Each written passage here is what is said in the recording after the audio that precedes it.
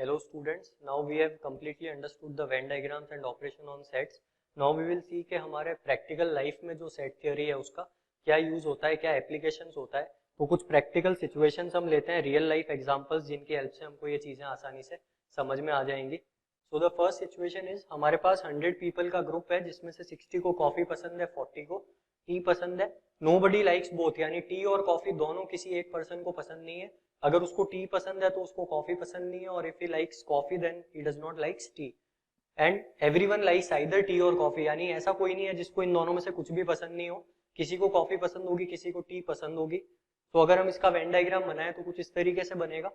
Coffee वाले लोग और टी वाले लोगों के बीच में कोई इंटरसेक्शन नहीं है because these sets are disjoint, क्योंकि जो कॉफी लाइक करता है वो टी लाइक नहीं करता और जो टी लाइक करता है वो कॉफी लाइक नहीं करता. In A there are total 60 people, B में कितने लोग हैं 40. दैट मीन्स अगर मैं यूनियन की बात करूं, अब हमको दो तीन चीजें समझनी है यहाँ पे.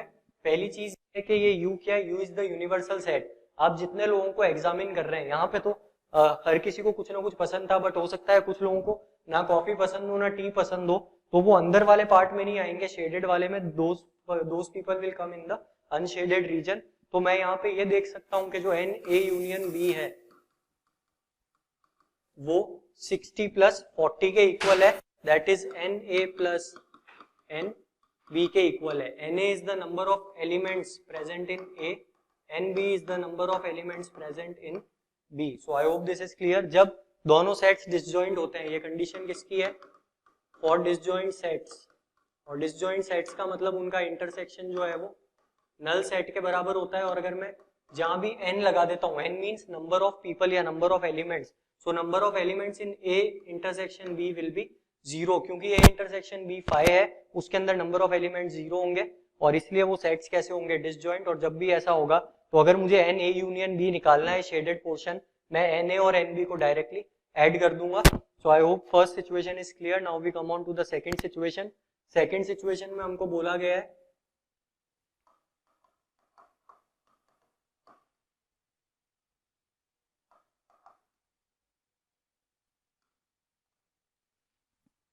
we are given that out of a group of 100 people 70 like coffee and 50 like tea.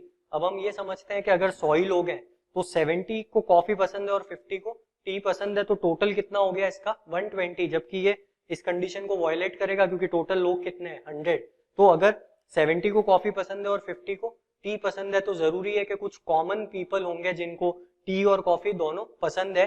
तो जब जो कॉमन लोग हैं उनको हम कॉफी में भी काउंट कर रहे हैं और टी में भी काउंट कर रहे हैं. हमको दिया गया 20 people like both tea and coffee, यानी 70 लोग, 70 पीपल को कॉफी पसंद है और 50 पीपल को टी पसंद है. और ए इंटरसेक्शन बी, जब मुझे एंड दिया गया है, बोथ ए एंड बी का मतलब क्या होता है, इंटरसेक्शन. जब भी एंड आता है हम इंटरसेक्शन यूज करते हैं, और आता है तो यूनियन यूज करते हैं. तो एन ए इंटरसेक्शन बी दिया गया है 20, यानी 20 लोग कॉमन है जो कॉफी भी पीते हैं और टी भी पीते हैं. अगर मुझे यहाँ पे एक इंटरेस्टिंग क्वेश्चन पूछा जाए, एन ए ओनली, अगर मुझसे पूछा जाता है एन ए ओनली का मतलब number of people who like only coffee, ऐसे कितने लोग होंगे जिनको सिर्फ कॉफी पसंद है. सिर्फ कॉफी का मतलब जो कॉमन लोग हैं उनको हमको हटाना है. तो मैं देख सकता हूँ एन ए ओनली कैसे निकलेगा, वो निकलेगा n A minus n A intersection B से. आप इसको वेन डायग्राम के थ्रू भी समझ सकते हैं. एन ए ओनली का मतलब सपोज ये सेट ए है, इस बार दोनों के बीच में इंटरसेक्शन हो रहा है, डिसजॉइंट सेट नहीं है, तो वेन डायग्राम इस तरीके से बनेगा.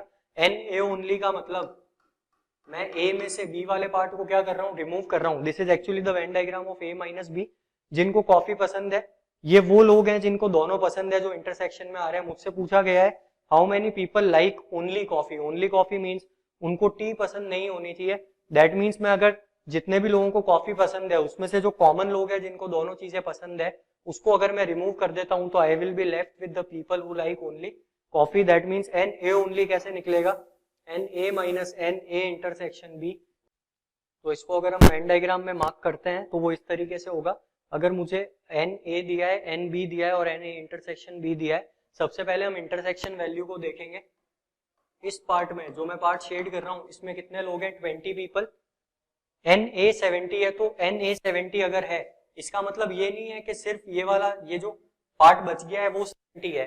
70 मतलब ये पूरा का पूरा A मिला के 70 है, जिसमें से 20 जो है उनको दोनों चीजें पसंद है। तो अगर आप फॉर्मूला वाइज जाएंगे तो N है 70, Na इंटरसेक्शन B है 20, that means Na only is 50, यानी जो पोर्शन हमारा ये बचा है, this portion consists of only 50 people. Similarly, अगर आपसे पूछा जाता है find the people who like only T, तो NB only कैसे निकलेगा? NB minus NA intersection B, NB 50 और NA intersection B 20 है।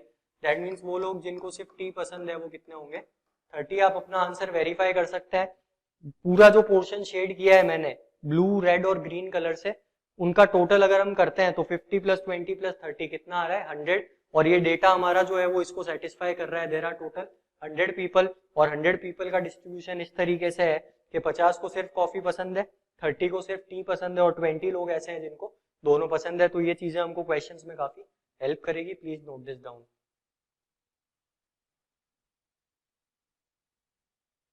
Okay, another situation. 100 लोगों में से 40 को कॉफी पसंद है, 30 को टी पसंद है। 10 people like both tea and coffee, some people like neither tea nor coffee. इसका मतलब क्या है? 100 पीपल हैं हमारे पास में। इस बार जो हमारा वेन डायग्राम है, अगर मैं यू की बात करता हूँ, देखिए काफी सारी अलग अलग चीजें हैं। एन यू का मतलब total people present in universal set. अब ये हमको कैसे पता पड़ेगा? एन यू और एन ए यूनियन बी में डिफरेंस क्या है? एन ए यूनियन बी में सिर्फ ये पोर्शन होता है, एन यू में ये बाहर का जो रह जाता है सर्कल्स के बाहर वाला पोर्शन, वो भी हम इंक्लूड करते हैं। यहाँ पे 100 पीपल का डेटा है। अब बोला है 40 को कॉफी पसंद है, 30 को टी पसंद है। दैट मीन्स इसका मैक्सिमम वैल्यू क्या हो सकता है? N C plus n T कितना होगा? 70। बट डेटा कितने लोगों का है? 100। यहाँ से क्लियरली पता पड़ रहा है कि कुछ लोग ऐसे हैं जो दोनों में लाई नहीं कर रहे हैं, दोनों के बाहर लाए कर रहे हैं। उन लोगों को ना तो टी पसंद है ना तो कॉफी पसंद है। तो इस सिचुएशन को अगर हम एनालाइज करें तो एन यू होगा हमारा 100, n C will be 40 and NT will be 30. 10 people like both tea and coffee, यानी C intersection T जो बीच वाला पार्ट है वो कितना है? It is 10। तो इस केस में हम क्या कर सकते हैं? इस डेटा को एनालाइज करते हैं। NC intersection T दिया है हमको, this is 10। दोनों का जो इंटरसेक्शन है वो 10 है। NC is 40, जिनको कॉफी पसंद है वो 40 है। तो फिर से आप क्या कर सकते हैं? NC ओनली अगर निकालना है तो 40 में से 10 को रिमूव कर सकते हैं। दैट मीन्स यहाँ पे कितने लोग बचे? 30। एन बी निकालना है आपको, टी कितने लोग पी रहे हैं? Only T. तो 30 में से आप 10 रिमूव कर सकते हैं, 20। तो जब मैं इनका यूनियन लेता हूँ, ये मैं आपको समझाने के लिए बता रहा हूँ, हमारे पास इसका डायरेक्ट फॉर्मूला भी होगा, बट वो फॉर्मूला आया कहाँ से वो समझने के लिए हमको ये चीजें समझना जरूरी है। सो फर्स्ट ऑफ ऑल मैं ये लिख सकता हूँ यहाँ पे कि जो ए यूनियन बी है, यहाँ पे मैंने इसको लिया है टी और कॉफी, तो यहाँ पे आप सी लिख सकते हैं इसको, और इसको आप लिख सकते हैं T. So n C intersection T, या sorry n C union T कितना होगा? शेडेड पोर्शन, शेडेड पोर्शन में कितने एलिमेंट है? 30 प्लस 10 प्लस 20, यानी देयर आर टोटल 60 एलिमेंट्स, यानी पूरा का पूरा 60 है। अब अगर मुझे ये निकालना है, आप ये निकाल सकते हैं कि कितने लोग हैं जिनको कॉफी और टी दोनों ही पसंद नहीं है। कॉफी पसंद, सी का कॉम्प्लीमेंट पसंद नहीं है, यानी का भी complement neither tea nor coffee, यानी उनको टी भी पसंद नहीं होनी चाहिए एंड कॉफी भी पसंद नहीं होनी चाहिए। अगर हम एंड यूज कर रहे हैं तो हम बीच में सिंबल कौन सा लगाएंगे? इंटरसेक्शन का। अब हमने डी मॉर्गन्स लॉ पढ़ा है, डी मॉर्गन्स लॉ में हमने ये पढ़ा था, एक कॉम्प्लीमेंट इंटरसेक्शन बी कॉम्प्लीमेंट जो है वो होता है ए यूनियन बी का होल कॉम्प्लीमेंट। तो अब मैं C complement intersection T complement को क्या लिख सकता हूँ? C union T. जब भी आप होल कॉम्प्लीमेंट लेते हैं, इंटरसेक्शन चेंजेस इनटू यूनियन उल्टा करते हैं, तो वो भी हम कर सकते हैं with the help of De Morgan's law. N C union T का हम ले रहे हैं कॉम्प्लीमेंट। हमने इसका वेन डायग्राम कैसे बनाया था? एन सी यूनियन टी का कॉम्प्लीमेंट मतलब जो शेड कर रखा है उसके अलावा जो भी पोर्शन बचा है, तो उसके अलावा जो पोर्शन बचा है वो इस तरीके से निकल सकता है, n U minus n C union T. यानी सी यूनियन टी को अगर मैं यूनिवर्सल सेट में से रिमूव कर दूं तो मेरे पास क्या बचता है? वो पोर्शन जो उसके अंदर नहीं आ रहा है, the remaining part of the universal set. तो अगर आपको ये निकालना है आप निकाल सकते हैं, एन यू इज 100 और एन यू अगर 100 है, एन सी यूनियन टी हमने निकाला है 60, यानी 40 people are there who don't like any of the two. I hope this part is clear. आप इसको नोट करें, फिर हम नेक्स्ट सिचुएशन पे जाते हैं। Okay, so the next situation is there were 100 soldiers in a war, 60 of them lost an arm, 50 lost an eye and 40 lost a leg. अब अगर हम सिचुएशन को ढंग से एनालाइज करें, 100 सोल्जर्स गए हैं वॉर में, तो डेफिनेटली 100 से ज्यादा कोई इंजरी नहीं हो सकती है। 60 को आर्म इंजरी हुई है, 50 को आई इंजरी एंड 40 को लेग इंजरी। तो टोटल अगर मैं करता हूँ 60 प्लस 50 प्लस 40, तो it comes out to be 150, जबकि लोग कितने थे 100। यानी कुछ सोल्जर्स ऐसे होंगे जिनकी आर्म और आई दोनों लूज की होगी उन्होंने, कुछ ऐसे होंगे जिनकी आई और लेग दोनों लूज किए होंगे, कुछ ऐसे भी हो सकते हैं जिन्होंने आर्म, आई और लेग तीनों ही लूज किए। तो जब भी तीन सेट का हमारे पास में आता है क्वेश्चन, तो हम उसको हमेशा वेन डायग्राम से ही सॉल्व करेंगे, बिकॉज फॉर्मूला वाइज वो काफी डिफिकल्ट हो जाता है। अच्छा, ये भी दिया गया है 40 soldiers didn't face any casualty, तो 40 सोल्जर्स ऐसे थे जिनको कुछ भी नहीं हुआ है। तो वेन डायग्राम किस तरीके से बन सकता है, हमको ये पता है कि 40 को इंजरी नहीं हुई है, यानी वो इसके बाहर होंगे। मैं ये मान लेता हूं कि ये जो है सबसे छोटा सेट है वो लेग इंजरी का है, उससे बड़ा जो सेट है वो आई इंजरी का है, और उससे भी बड़ा जो सेट है वो आर्म इंजरी का है। यूनिवर्सल सेट यानी जितने लोग फाइट में या जो वॉर है उसमें गए थे वो 100 है, दैट मीन्स एन यू कितना है 100। अब मुझे अगर ये निकालना है कि n A union B union C, या इसको अगर मैं आर्म, आई और लेग लिखता हूं, so N arm union eye union leg, वो क्या होगा? अगर मैं इन तीनों के यूनियन की बात करता हूं, तो यूनियन मींस ये अंदर वाला कंप्लीट पोर्शन। अब अगर मुझे ये यूनियन निकालना है, तो मैं एक काम कर सकता हूं, यहाँ पे इन तीनों का यूनियन निकालने के लिए मैं सबसे पहले तो ये चेक करूंगा कि इसमें कितने लोग लाए कर रहे हैं। 60 जो है वो इसमें लाए कर रहे हैं आर्म में, 50 आई में, और 40 जो है वो लेग में। यानी जो 40 का लेग गया है उनकी आर्म भी इंजर हुई है, जो 50 की आई इंजर हुई है उनका आर्म भी इंजर हुआ है, और 60 लोग ऐसे हैं जिनकी आर्म इंजर हुई है। दैट मीन्स अगर मुझे तीनों का यूनियन निकालना है वो कितना होगा, it will be equal to 60। या हम इसको इस तरीके से भी देख सकते हैं कि अगर मुझे ये निकालना है कि जितने लोगों को कोई भी कैजुअलिटी नहीं हुई, देखिए अगर हमको ये पार्ट निकालना है एन यू, इसको हम दो पार्ट में डिवाइड कर देते हैं। एक होता है तीनों का यूनियन, जो पार्ट हमने शेड कर रखा है, एक होता है बचा हुआ पार्ट यानी इसका complement, A union E union L union complement. जब मैं इसको शेडेड पोर्शन और उसके कॉम्प्लीमेंट को यूनाइट करता हूँ, यूनियन लेता हूँ, तो मुझे मेरा यूनिवर्सल सेट मिलता है वापस। तो मैं ये लिख सकता हूँ एन यू क्या होगा, इन दोनों का सम। एन यू है 100, तीनों का जो यूनियन है वो अगर मुझे निकालना है, देखिए जो पार्ट है इसकी वैल्यू कितनी है, दिस इज 40। तो यहां से मैं ये निकाल सकता हूं, अगर डायरेक्टली मुझे समझ नहीं आता है। ये वो वाला पार्ट है जो बाहर लाए कर रहा है, तो 100 में से 60 अंदर है और मुझे दिया गया है 40 सोल्जर्स को कोई कैजुअलिटी नहीं है, यानी इस रीजन में लाए कर रहे हैं, अनशेडेड रीजन में 40 soldiers. That means shaded region में कितने सोल्जर्स लाए करेंगे, 100 माइनस 40 दैट इज 60। इसीलिए इसका वेन डायग्राम इस तरीके से बना है, L is the subset of E, E is the subset of A। तो ये सारी सिचुएशंस हैं वो हमको क्वेश्चंस में काफी हेल्प करेगी, please note this down. Okay, so अब दो सेट की एप्लीकेशन पे आते हैं हम, डायरेक्ट फॉर्मूला से हम इसको सॉल्व कर सकते हैं। So first we will derive the formula. There are two finite set, finite set मतलब उसमें नंबर ऑफ एलिमेंट्स जो है वो लिमिटेड होंगे, इनफाइनाइट नहीं होंगे। If A and B are disjoint set, मैंने अभी आपको बताया था डिसजॉइंट सेट के केस में वेन डायग्राम ऐसा बनता है। और अगर मुझे यूनियन निकालना होता है यहाँ पे, तो मैं अगर एन ए यूनियन बी निकालता हूँ तो वो आता है N A plus N B, और क्योंकि यहाँ पे ये डिसजॉइंट सेट है तो एन ए इंटरसेक्शन बी 5 होगा। बट एक जनरल फॉर्मूला की अगर हम बात करें जो इसके लिए भी एप्लीकेबल हो और इंटरसेक्शन वाले या नॉन डिसजॉइंट सेट्स के लिए भी एप्लीकेबल हो, तो वो फॉर्मूला हम इस तरीके से डिराइव कर सकते हैं।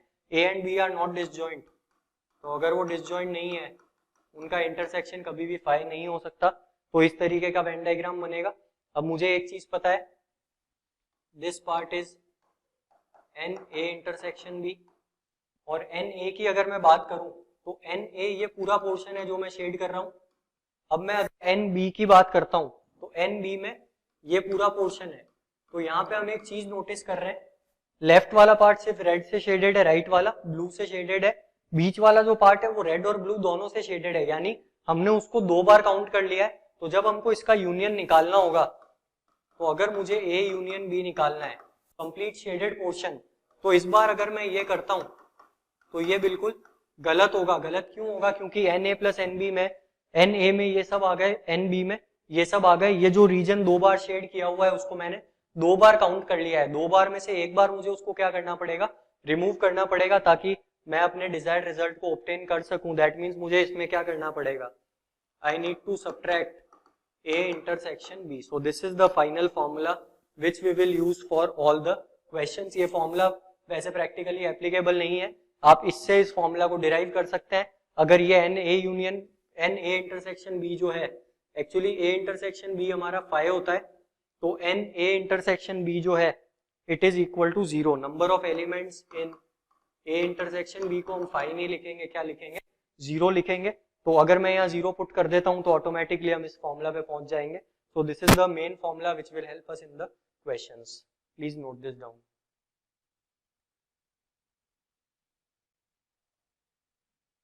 Okay, now we will see some important results जो हमको क्वेश्चंस की कैलकुलेशन में थोड़ा हेल्प करेंगे। These are some formulas, but ये सारे फॉर्मूलाज हमको याद करने की जरूरत नहीं है। फॉर शॉर्ट कैलकुलेशंस इनको हम कभी कभार यूज करेंगे, और ये सारे फॉर्मूलाज को हम वेन डायग्राम से इजीली डिराइव कर सकते हैं। So we come on to the first part,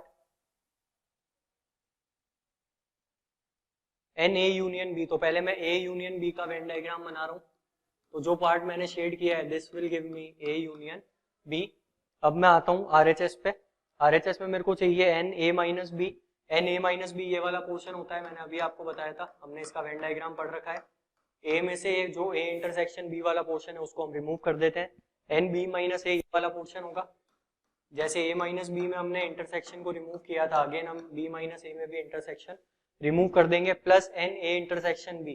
तो plus N A intersection B में ये पोर्शन आ गया। तो क्लियरली मुझे दिख रहा है ये एलएचएस का वेन डायग्राम है और ये आरएचएस का है। तो इससे मेरा फर्स्ट रिजल्ट प्रूव होता है। सिमिलरली हम बाकी के रिजल्ट्स भी प्रूव कर सकते हैं। जैसे सपोज हम सेकंड रिजल्ट को प्रूव करते हैं, अगर एन ए, तो एन ए मुझे पता है ये होता है, दिस इज एन ए। तो this is the Venn diagram for LHS. अब मुझे चाहिए यहाँ पे वेन डायग्राम ऑफ आरएचएस। तो A minus B is this portion, plus N A intersection B. तो N A intersection B is this portion. तो ये रेड और ब्लू कलर है, रेड और ब्लू कलर रीजन है, इनको मैं कंबाइन कर देता हूं। तो मुझे यहाँ पे मेरा क्या मिल जाएगा? N A. तो क्लियरली मुझे दिख रहा है एलएचएस और आरएचएस इक्वल है, इसलिए ये रिजल्ट भी बिल्कुल सही है। इसके बाद हम आते हैं नेक्स्ट रिजल्ट पे। So the next result is this is called symmetric difference. ये एक नाम है जो आप नोट कर लीजिए, अगर क्वेश्चन में पूछा जाता है find the symmetric difference of A and B. So this symbol A delta B is used for symmetric difference. इसको डिफाइन कैसे किया जाता है? एन ए डेल्टा बी या A, symmetric difference of two sets is equal to N A minus B union B minus A. यानी A minus B और B minus A का मैं क्या कर लूंगा? यूनियन ले लूंगा। तो हम पहले इसका वेन डायग्राम बना लेते हैं। N A minus B is this portion, N minus A is this portion. हमको दोनों का यूनियन लेना है। So this is the final Venn diagram for N A minus B union B minus A. अब हम इस पार्ट पे आते हैं, is equal to N A minus B plus N B minus A. तो मुझे दिख रहा है ये एन ए माइनस बी है, ये एन बी माइनस ए है। दोनों को हम ऐड कर देंगे तो हमको क्या मिलेगा? दोनों का यूनियन। अच्छा, इसको ही और हम फर्दर डिवाइड कर सकते हैं। ये फॉर्मूला मैंने अभी आपको बताया था, एन ए माइनस बी आप कैसे निकाल सकते हैं? N A minus B can be written as n A minus n A intersection B. इसमें हम ऐड कर रहे हैं एन बी माइनस ए। तो एन बी माइनस ए क्या होता है? N B minus again n A intersection B. तो फाइनली हमको मिलता है N A plus N B minus twice of, we are adding this 2 times, so we get 2n a intersection b। तो ये भी हमारे पास में फॉर्मूला है, this is called symmetric difference of two sets. इसी तरीके से बाकी के जो हैं वेन डायग्राम्स आप खुद से बना सकते हैं और ये रिजल्ट्स को आराम से डिराइव कर सकते हैं। Please note this down.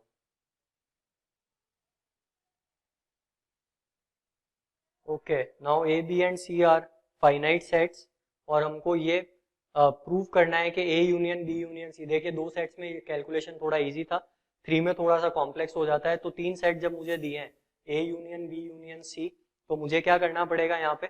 अगर तीनों का यूनियन लेना है तो पहले तो हम कुछ चीजें समझते हैं ये वेन डायग्राम की हेल्प से। This whole part is A only नहीं है, ये देखिए जो रेड सर्कल है ये ए पार्ट है, यानी ए वाला पूरा सर्कल, ब्लू पार्ट है जो बी वाला पूरा circle, green part is C वाला पूरा सर्कल। बट इसमें एक छोटा सा प्रॉब्लम होता है, जब हम ए इंटरसेक्शन बी निकालते हैं तो ए इंटरसेक्शन बी जो है वो ये पूरा रीजन होता है, दिस रीजन जो मैंने रेड से शेड किया है, this is A intersection B. Similarly अगर मैं बात करूं ऑरेंज वाले रीजन की, तो ऑरेंज वाले रीजन से मुझे मिलता है यहाँ पे ए यूनियन सी, जो मैं यहाँ पे ब्लू से शेड कर रहा हूँ। तो तीनों का जो इंटरसेक्शन पार्ट है, इसमें एक प्रॉब्लम क्या है, बीच में तीनों का कॉमन पार्ट है which is called A intersection B intersection C. But वो A intersection B intersection C A intersection B का भी पार्ट है, ए इंटरसेक्शन सी का भी पार्ट है और बी इंटरसेक्शन सी का भी पार्ट है। ऐसा नहीं है कि ए इंटरसेक्शन बी सिर्फ ये वाला पोर्शन है, ए इंटरसेक्शन बी ये पूरा पोर्शन है जिसमें A intersection B intersection C भी काउंट हो गया है। सिमिलरली बाकी के पार्ट्स भी काउंट हो गए हैं। जैसे अगर आप बी और सी का इंटरसेक्शन देखें तो बी और सी का इंटरसेक्शन ये वाला पार्ट है। तो ये तीनों कलर से हमने शेड किया है। रेड वाले से हमको क्या मिला है, ए इंटरसेक्शन बी, ग्रीन वाले से हमको मिल गया है यहाँ पे the green colour part gives us B intersection C and the blue colour part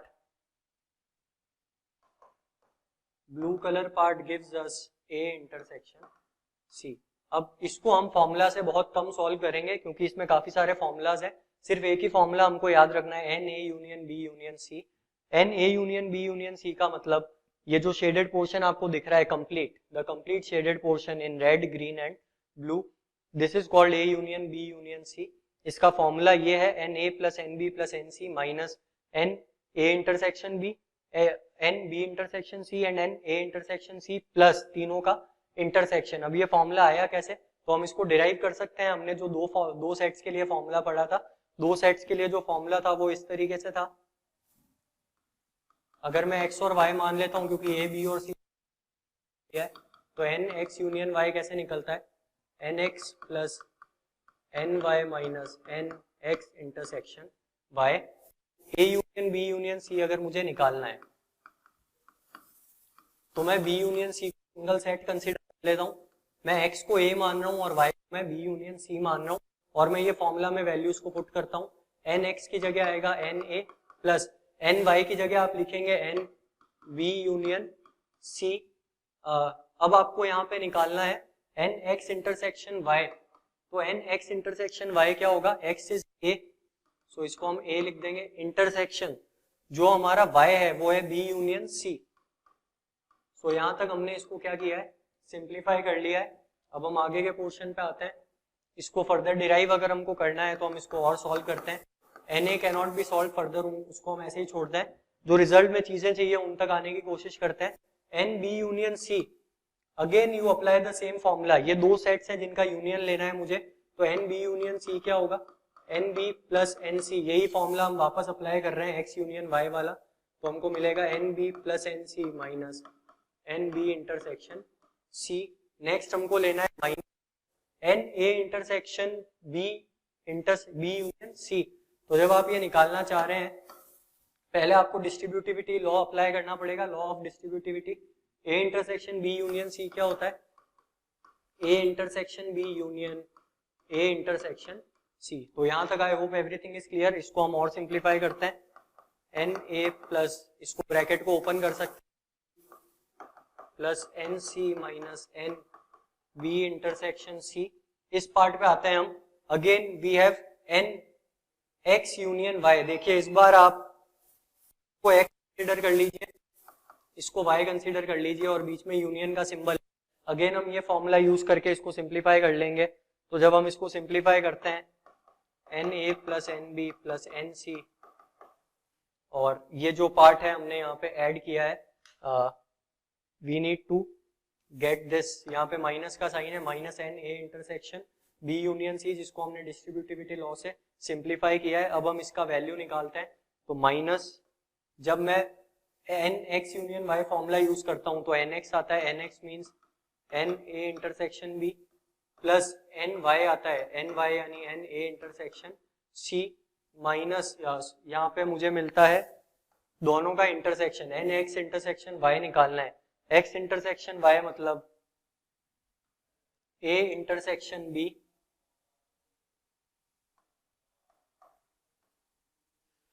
n x intersection y में हमको दोनों का इंटरसेक्शन लेना है, सो a intersection b intersection a intersection c। तो जब हम इसको निकालते हैं na मिला plus nb plus nc minus nb intersection c, bracket जब हम ओपन कर देते हैं तो हमको मिलता है माइनस का na इंटरसेक्शन b और माइनस का na इंटरसेक्शन c। अब माइनस माइनस प्लस हो जाएगा, और एक और इम्पोर्टेंट चीज, ए बी और ए और सी का इंटरसेक्शन और सबका आपस में intersection, A intersection B intersection A intersection C जो है, it will give us simply A intersection B intersection C. This can be derived from the Venn diagram. हम पहले ए इंटरसेक्शन बी शेड कर लेते हैं, this is A intersection B.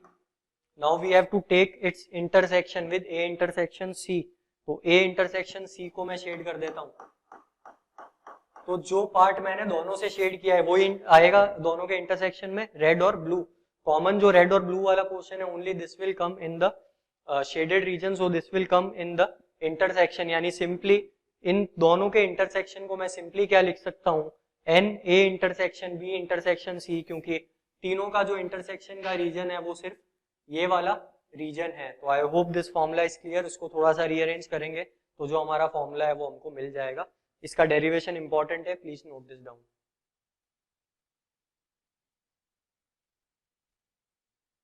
Okay, now some tips for problem solving. The first is the problems related to two sets can be used using formula. दो set की problem जो है उसमें question की demand क्या है उसको समझ के हम लोग उसको इजीली सॉल्व कर पाएंगे। मैंने आपको जो प्रैक्टिकल सिचुएशंस दी थी उसके हिसाब से हम उसको इजीली सॉल्व कर पाएंगे। जो क्वेश्चंस डायरेक्ट फॉर्मूला से होंगे उनको हम डायरेक्ट फॉर्मूला से कर लेंगे।